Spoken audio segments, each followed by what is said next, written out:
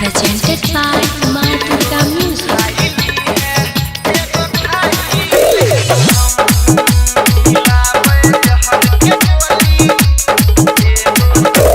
DJ Vikas, Maklar Kala Sitamarhi. छियो हम मजबूर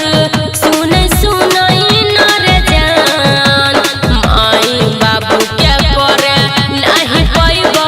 बदनाम छियो हम मजबूर सुने सुनाई नर जान माई बाबू क्या करे नहीं पैबो बदनाम तोरे छियो तोरे रहबो सातो रे जनम लावे जहर के गोली सुन सुनाई के सनम एगो तू खाइली है एगो खाई लेबो हम लावे जहर के गोली सुन सुनाई के सनम एगो तू खाइली है एगो खाई लेबो हम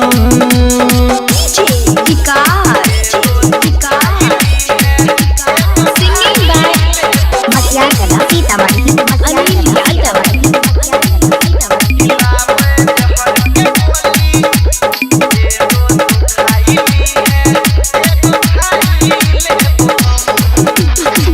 हमर तोहर प्यार के छै अलग पहचान रे दिल से चाहै छियो तोरा जानू भगवान रे तुम्हें भूल जाओ ऐसा इरादा नहीं है तेरे सिवा किसी से कोई वादा नहीं है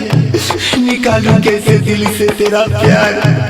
तुम किसी दिल में और किसी के लिए दरवाजा नहीं है तोरे में बसल छै हमर प्राण गे दू दू गो दिल छै बाकी एक गो जान गे साथ तोरे रहबो हमहु खेले छियो कसम लावे जहर के गोली सुन सुनाई के सनम एगो तू खाइली है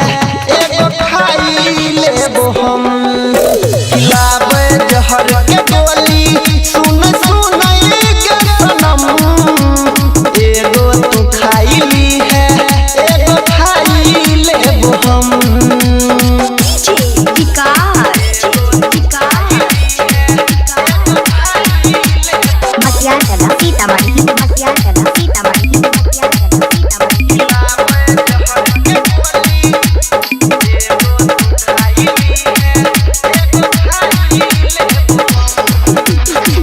दुनिया के नजर में हम के लिए कसूर रे तू मजबूर छही हमहु मजबूर रे लोग के नजर में प्यार होई छै बेकार रे कहियो ई समाज नहीं करतै स्वीकार रे बनी जाइ छै लोग काहे तना बेरहम लावे जहर के गोली